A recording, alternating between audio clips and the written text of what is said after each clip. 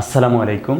আমি এই ভিডিওটিতে এসএসসি ফিজিক্সের গতি অধ্যায়ের ময়মনসিংহ বোর্ড 2020-এ আসা সৃজনশীল প্রশ্নটা সলভ করব।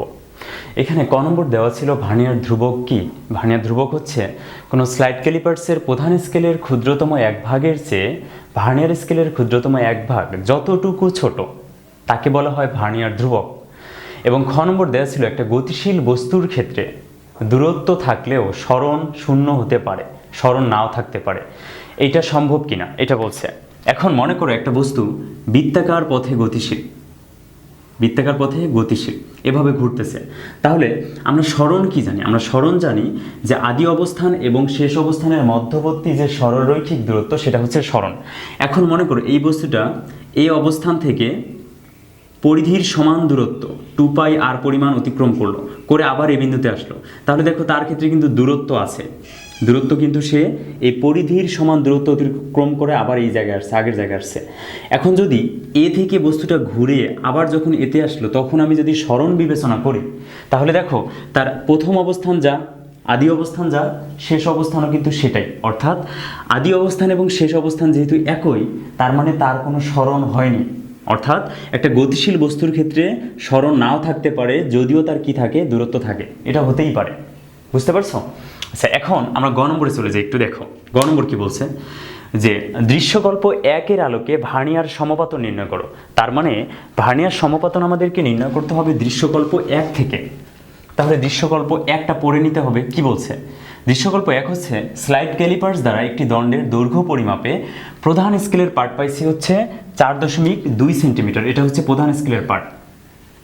এবং দণ্ডের দৈর্ঘ্য পরিমাপ করে যেটা পাইছি প্রকৃত দৈর্ঘ্য সেটা হচ্ছে 4.25 সেন্টিমিটার। যন্ত্রটির ভার্নিয়ার স্কেলের ভাগ সংখ্যা কত? 20। ভার্নিয়ার স্কেলের ভাগ সংখ্যা 20 এবং প্রধান স্কেলের ক্ষুদ্রতম এক ভাগ হচ্ছে 1 মিলিমিটার। এই ডেটাটা যদি দেওয়া না থাকে কখনো যে প্রধান স্কেলের ক্ষুদ্রতম এক ভাগ কত, এটা যদি দেওয়া না থাকে তাহলে তুমি 1 মিলিমিটারই ধরে নিয়ে করবা, ঠিক আছে? আচ্ছা, এখন আমরা একটু সলিউশন করি। দেখো, স্লাইড ক্যালিপার্স দ্বারা যখন বস্তুর দৈর্ঘ্য পরিমাপ করতে চাই তখন যে সমীকরণটা ইউজ করি সেটা হচ্ছে L = m + v × vc। মনে থাকার কথা, প্রকৃত দৈর্ঘ্য, প্রকৃত দৈর্ঘ্য, প্রধান স্কেলের পার্ট, ভার্নিয়ার সমপাতন, ভার্নিয়ার ধ্রুবক, ঠিক আছে? এখন দেখো আমি বের করব ভার্নিয়ার সমপাতন, ভার্নিয়ার কোএফিসিয়েন্ট। তাহলে বাকিগুলোকে এই পাশে নিয়ে আসো। এই এমটা এই অংশের সাথে প্লাস আকার আছে, এইদিকে আসলে এমটা হয়ে গেল minus. L - m = v × vc। এখন যেহেতু ভি বের করবো ভার্নিয়ার সমপাতন, ভার্নিয়ার ধ্রুবকটা এর সাথে গুণাকার আছে, এদিকে ভাগ করে দাও। তাহলে L - m / vc, আর এদিকে থাকলো কি? ভি, ভার্নিয়ার সমপাতন। এখন এই তিনটা মান আমার দরকার। খেয়াল করো তো, L মানে হচ্ছে কি? প্রধান স্কেলের পার্ট, প্রকৃত দৈর্ঘ্য। তাহলে প্রকৃত দৈর্ঘ্য এখানে দেওয়া আছে কত? পরিমাপ করে যেটা পাইছি সেটা প্রকৃত দৈর্ঘ্য না? সেটা কত বলো তো? 4.25 সেন্টিমিটার। তাহলে এল এর মান দেওয়া আছে 4.25 সেন্টিমিটার, মাইনাস এম হচ্ছে মেইন স্কেল রিডিং, প্রধান স্কেলের পার্ট কত দেওয়া আছে? 4.2। দুইটাই কিন্তু সেন্টিমিটার এককে দেওয়া ছিল, এই জন্য কোনো কিছু কনভার্ট করলাম না। তাহলে নিচে যে এককটা বসাবো ভার্নিয়ার ধ্রুবক, সেটা কোন এককে বসাবো? উপরে যেহেতু সেন্টিমিটার, নিচেও সেন্টিমিটার বসাবো। কেন? কারণ ভার্নিয়ার সমপাতনের কোনো একক থাকে না, ঠিক আছে? তাহলে এখন ভার্নিয়ার ধ্রুবক লাগতেছে, তাহলে আমি কি পাবো? ভার্নিয়ার সমপাতন পাবো। এখন ভার্নিয়ার ধ্রুবক নির্ণয়ের সূত্র তোমরা জানো না? দেখো তো, ভার্নিয়ার ধ্রুবক সমান প্রধান স্কেলের ক্ষুদ্রতম এক ভাগ ডিভাইডেড ভার্নিয়ারের মোট ভাগ সংখ্যা।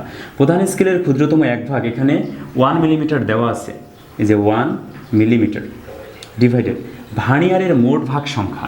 ভার্নিয়ারের মোট ভাগ সংখ্যা কত? এখানে দেওয়া আছে কত বলো তো? 20। এখন মানটা মিলিমিটারে আসবে না? 0.05 মিলিমিটার। মিলিমিটার এককে মানটা পাইছি। এখন এটাকে মিলিমিটারে তো বসানো যাবে না, কারণ উপরে দুইটা মানে আমি সেন্টিমিটার এককে বসাইছি, তাহলে নিচেরটাও সেন্টিমিটার এককেই বসাবো। তাহলে এইটাকে 10 দ্বারা ভাগ করলে 0.005 সেন্টিমিটার, সেন্টিমিটার এককে ভার্নিয়ার ধ্রুবক পেয়ে গেছি।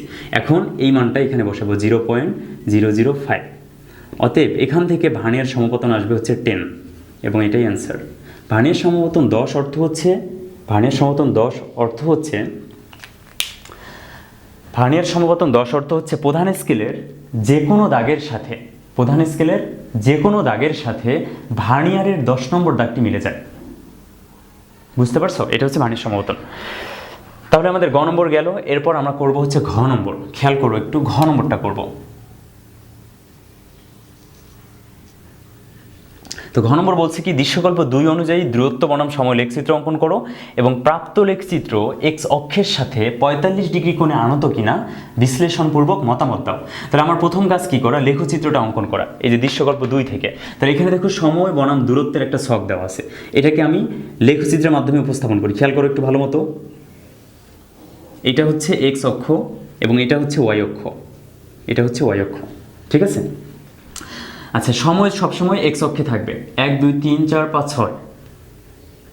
একটা হচ্ছে 0, তাহলে 0 এটা 1 2 3 4 5 0। তারপরে কত, 12 24, তারপরে হচ্ছে 36 48, এরপর 60।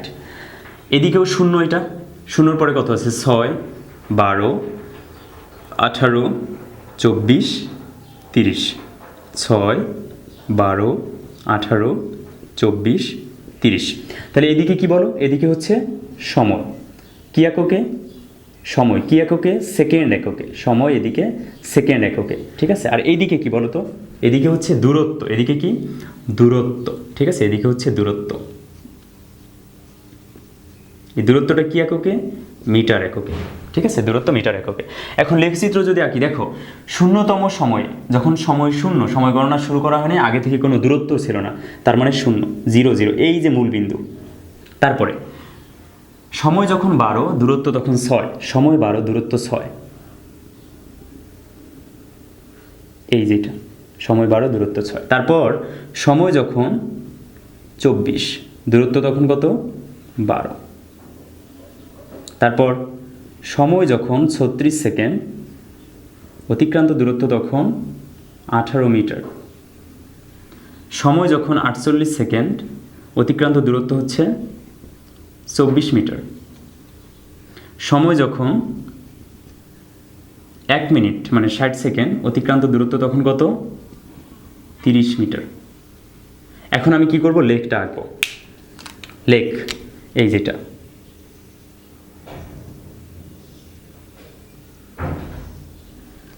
তাহলে এটা আমার লেখচিত্র, এটা লেখচিত্র, এই ঘটনাকে আমি উপস্থাপন করলাম লেখচিত্রের মাধ্যমে। এখন আমাকে বলছে, প্রথম কাজ শেষ, যে লেখচিত্র অঙ্কন করা শেষ। এখন আমাকে বলছে প্রাপ্ত লেখচিত্র এক্স অক্ষের সাথে 45 ডিগ্রি কোণে আনত কিনা বিশ্লেষণপূর্বক মতামত দাও। তাহলে এই যে লেখটা আছে, এইটা এই এক্স অক্ষ, তো এটার সাথে 45 ডিগ্রি কোণে আনত কিনা, তার মানে কি, তোমার কাছে এই কোণটা বের করতে বলছে, তোমাকে বলছে যে এই যে কোণটা আছে, এই যে কোণ থিটা কোণ ধরে নিলাম, এই থিটা কোণটা 45 ডিগ্রি কোণে আনত কিনা এটা বের করো। আচ্ছা, এইটা বের করার জন্য আমরা কি করতে পারি বলো তো একটু। আমরা একটা সূত্র জানি না, দেখো খেয়াল করো, এইটা অতিভুজের মতো যদি কাজ করে, দেখো তো এটা কি লম্ব হয়ে গেছে না, এই যে এটা লম্ব হয়েছে না, দেখো তো এটা কি, এটা লম্ব, এটা হচ্ছে অতিভুজ, আর এটা কি বলো তো, ভূমি না। এখানে একটা সমকোণী ত্রিভুজ তৈরি হয়েছে, খেয়াল করিও ভালো মতো, এটা একটা সমকোণী ত্রিভুজ। তুমি এটা নিতে পারো, বড়টা নিতে পারো, মানে সবচেয়ে বড় যেটা সেটাও নিতে পারো, খেয়াল করো, এটাও তো নিতে পারো। তুমি যে কোনো একটা সমকোণী ত্রিভুজ এখান থেকে নাও, হয়ে যাবে, সেম ভ্যালু আসবে, ঠিক আছে। তাহলে মনে করো আমি বড়টা নিলাম, একদম বড়টা, এই যেটা, ঠিক আছে,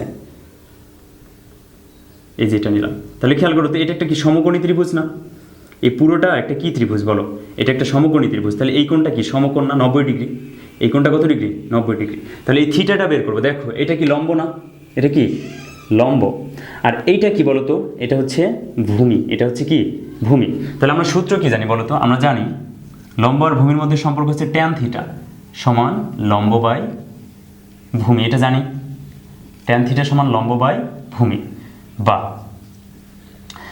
ট্যান থিটা লম্বের মানটা কত, এই লম্বের মানটা কত দেখো তো, 0 থেকে 30 না, এই লম্বের মানটা কত বলো, 30। তাহলে উপরে বসালাম 30, নিচে ভূমি কত বলো তো, ভূমি হচ্ছে 0 থেকে 60, ভূমি হচ্ছে 60। তাহলে এখান থেকে আসতেছে ট্যান থিটা সমান 1/2, অতএব থিটার সমান কত হয় বলো, ট্যান টাইপের ইনভার্স হয়ে যাবে, তাহলে ট্যান ইনভার্স 1/2, ট্যান ইনভার্স 1/2। তাহলে এখান থেকে থিটার মানটা বের হয়ে আসবে। তাহলে আমরা এখন বের করি, ট্যান ইনভার্স হাফ 26.56 ডিগ্রি।